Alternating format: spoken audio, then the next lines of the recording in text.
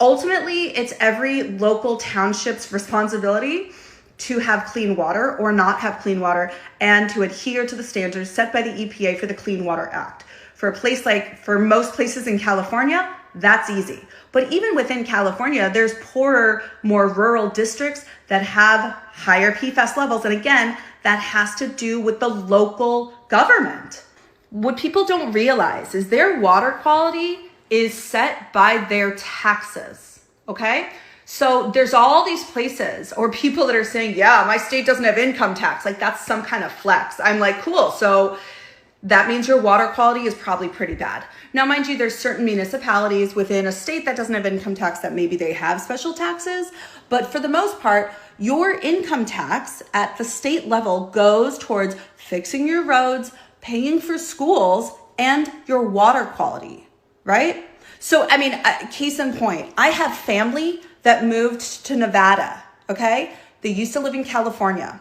They moved to Nevada. And then all they would do was complain about how the water was terrible. And they got this big, fancy, like $5,000 water filter, which by the way is totally unnecessary, but was just like, oh my God, the water quality is so terrible around here. And they would complain about all this other shit where I'm like, in my mind, I'm not going to say anything because I have lots of friends and family that are MAGA. I'm not going to get into fights with them.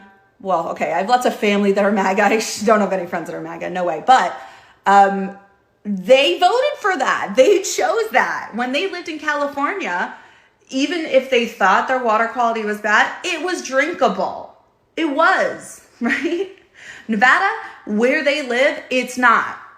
So your taxes, your local taxes, whether or not people realize it, go towards your water quality. Everyone likes to bring up Flint, Michigan. Ultimately, it was the people that ran that town. They were responsible. It's not the federal government's job to clean up your water. It's every state and local town's responsibility to clean up their water. And the federal government sets standards, and that is the least strict standard. California has way stricter levels, way stricter regulations for lead, for PFAS, for way more things. But the federal limits are like basically the bare minimum for clean, drinkable water.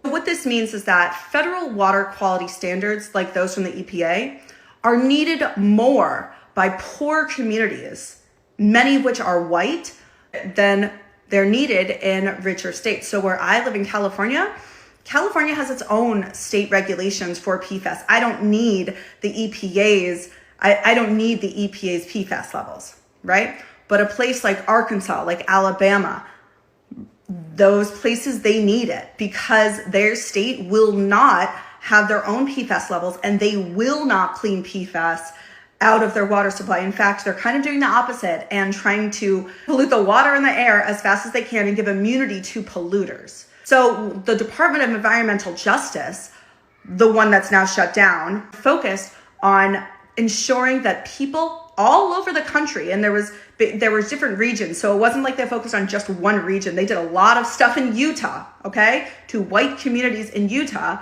They made sure that everybody had fresh, clean water, clean air, and they gave grants to those places to fix the water supply.